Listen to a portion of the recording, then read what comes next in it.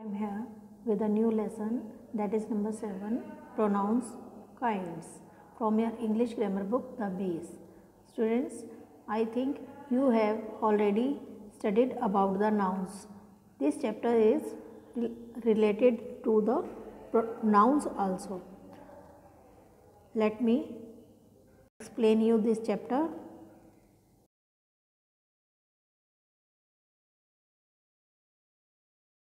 Giraffe is asking to children, what would you like to have? One child says, we would have a pizza. Rabbit says, I would have a cold drink. In second picture, where is my purse? Giraffe is asking, where is my purse? And boy says, here it is. You forgot it in the car. I think you have noticed that there are some words in blue color and these are pronouns, as nouns have not been repeated. For example, giraffe, boy, etc. That means संज्ञा शब्दों का बार बार प्रयोग नहीं हो रहा है, उनके स्थान पर you, we, I, my, it, ये इन शब्दों का प्रयोग हो रहा है. In short, you can say a pronoun is a word that is used in the place of a noun, यानी सर्वनाम शब्द संज्ञा शब्दों के स्थान पर प्रयुक्त होने वाले शब्द होते हैं. जैसा कि आपको पता ही है, नाउन क्या होता है. All naming words are called nouns, यानी जितने भी सभी नाम देने वाले शब्द होते हैं वो आपके संज्ञा शब्द होते हैं. Now come to the point, types of pronouns, यानी सर्वनाम के कितने प्रकार होते हैं, कितने प्रकार के होते हैं. First one is personal pronouns, second possessive, third demonstrative, fourth interrogative, fifth relative, sixth reflexive and seventh is emphasizing. So, first of all we will discuss personal pronouns, यानी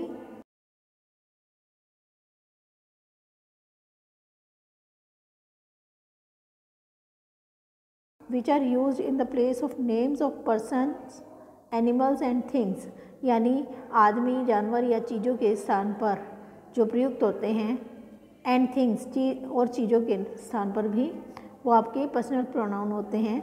As you can see in the table, first one, I can play tennis, we can play tennis.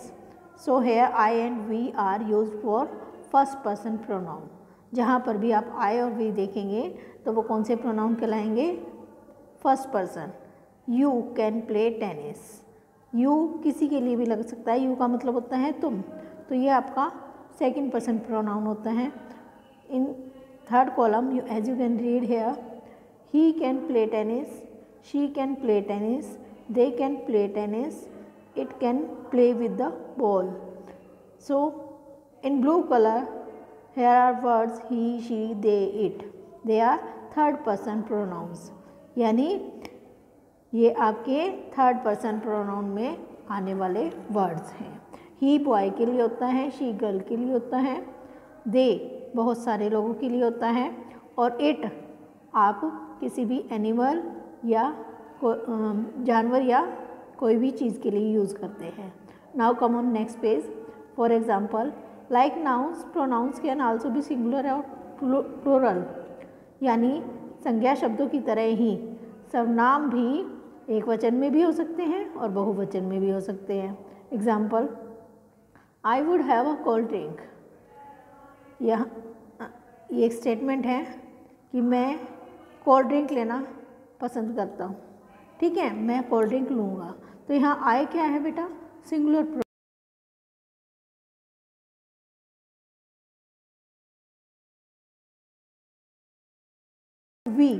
We would have a pizza, यानी हम एक pizza लेना पसंद करेंगे. तो ये क्या है? आपका प्लूरल प्रोनाउन है. वी क्या है? आपका plural pronoun. Pronouns have genders too, यानी प्रोनाउंस के भी जेंडर्स होते हैं. जेंडर को हिंदी में क्या कहते हैं? लिंग. लिंग कितने टाइप्स के होते हैं? 2 टाइप्स के.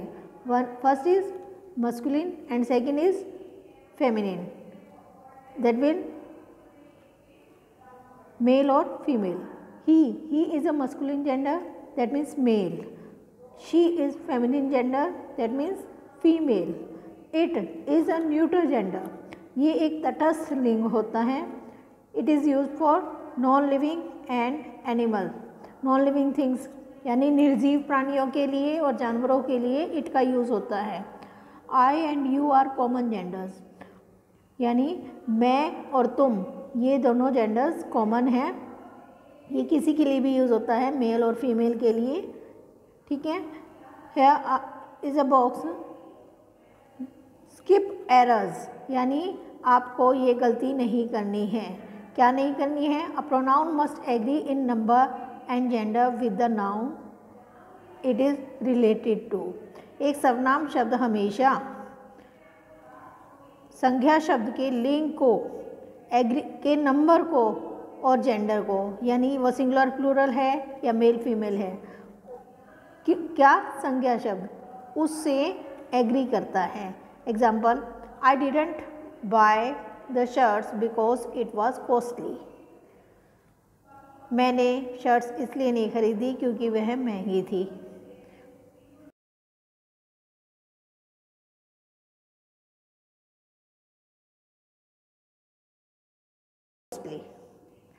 शर्ट्स ज़्यादा है ना, तो उसके लिए यहाँ इट लगाया तो ये आपका रॉन्ग हो जाएगा। तो उसके लिए आप यहाँ क्या लगाएंगे? दे वर्ड लगाएंगे, यानी मैंने वे कमीजें इसलिए नहीं खरीदी क्योंकि वे बहुत ज़्यादा महंगी थी। Now look at the table. Here in first column there are persons, and in second column it has been told to you whether they are singular, and third column whether they are plural and of which gender they belong to. First person में singular में कौन से words आएंगे? आई and me. इनका plural क्या हो जाएगा? We और अस, यानी आई का वी हो जाएगा और मी का अस हो जाएगा। ये कौन से जेंडर्स के लिए यूज़ होता है? Both males and females. Okay बेटा। Next, second person pronoun, that is in singular you, यानी तुम। In plural it will become you और your, and their genders for both males and females, यानी you का use दोनों, आदमी हो चाहे औरत हो, यानी दोनों के लिए यूज़ होता है, ठीक है। नेक्स्ट आता है थर्ड पर्सन। थर्ड पर्सन में आते हैं आपके ही, हिम, शी, हर, इट। ये मैंने आपको पहले भी बताया है, ठीक है। जब हम इनको प्लूरल करते हैं तो दे और देम हो जाता है, और जेंडर ही मेल के लिए यूज़ होता है, शी फीमेल के लिए, और इट जो है आपका नॉन लिविंग थिंग्स के लिए यूज़ होता है। Now common second type of pronouns, that is possessive pronouns, यानी निजवाचक सर्वनाम। पहला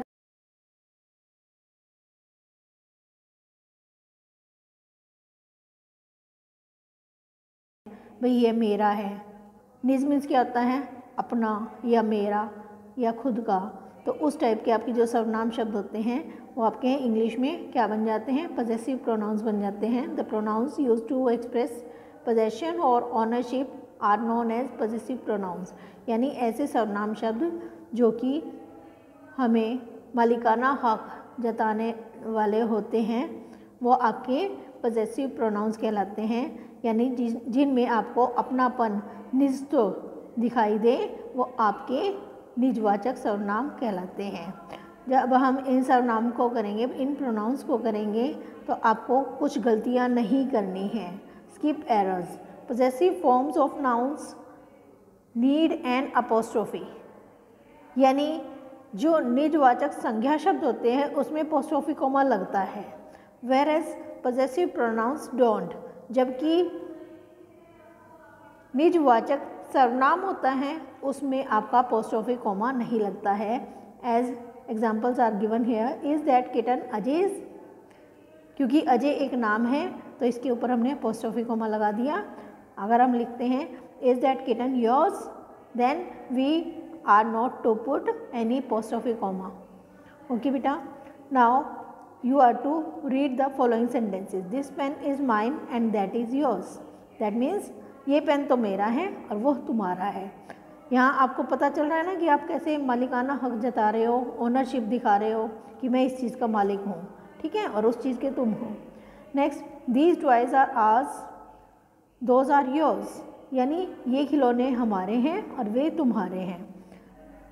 next, these books are there,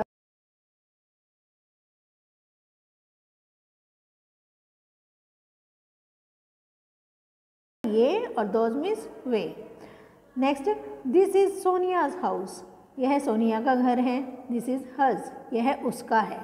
Sonia का घर है तो उसी का होगा ना, तो यहाँ हमने सोनिया के लिए क्या लगाया, हर्स, यानी अगर फीमेल नेम है तो उसके लिए हम हर लगाएंगे, मेल नेम है तो हम हिज लगाएंगे।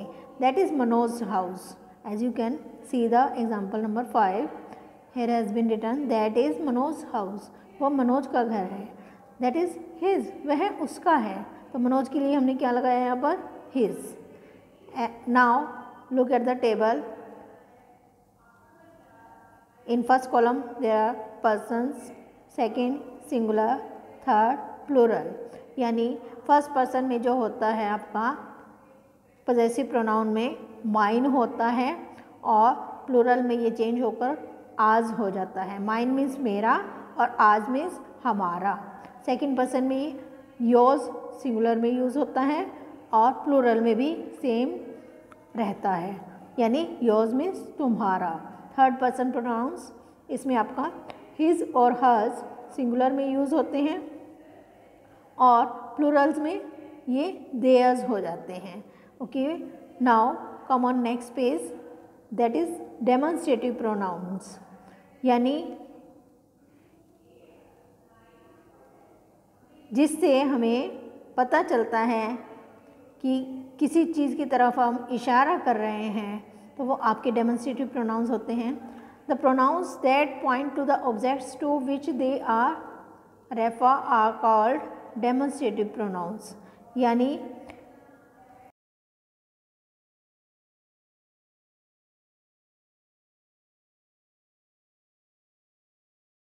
डेमोन्स्ट्रेटिव प्रोनाउंस कहलाते हैं, यानी जो हमें, जिनसे हमें दृश्यता का, यानी देखने की फीलिंग आए, तो वो हमारी डेमोन्स्ट्रेटिव प्रोनाउन, यानी जब हम प्रदर्शन करते हैं। डेमोन्स्ट्रेट का मतलब क्या होता है बेटा, प्रदर्शन करना, और डेमोन्स्ट्रेटिव क्या हो गया, प्रदर्शक शब्द, ठीक है।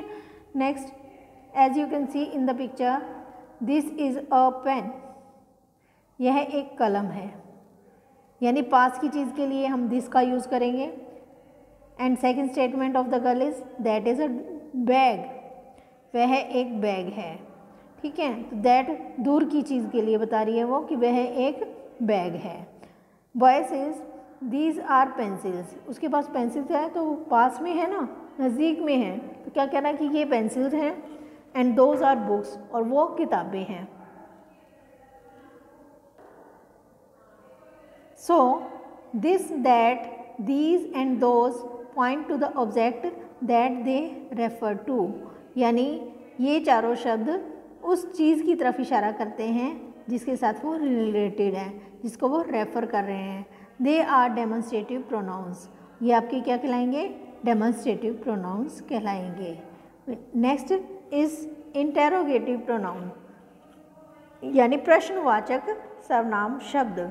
The pronouns that are used to ask questions are called interrogative pronouns.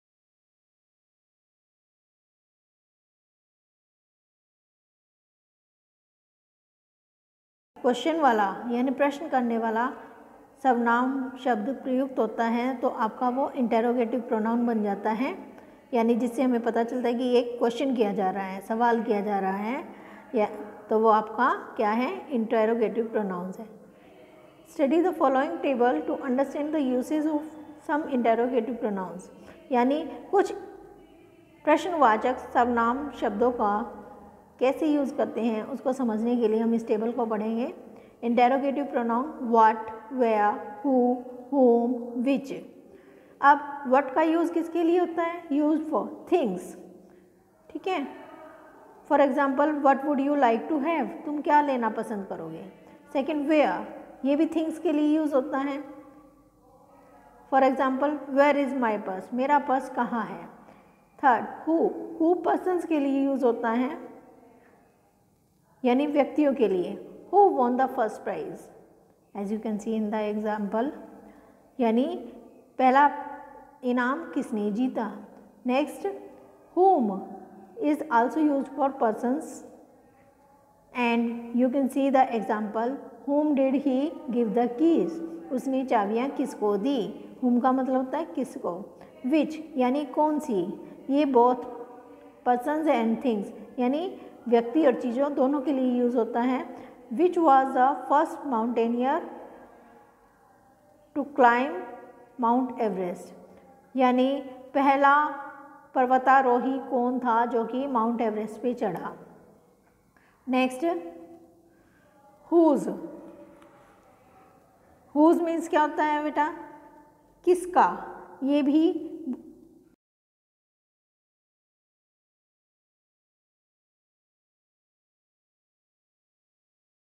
This book, यानी ये किताब किसकी है। I think you have got the type of pronouns, that is interrogative, and we will discuss relative pronouns as these are given on this page.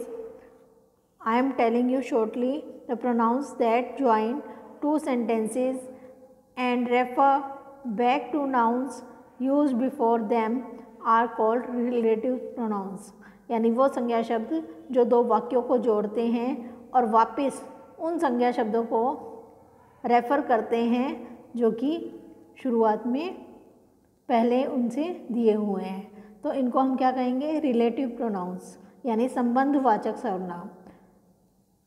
We will discuss this type of pronouns in our next video.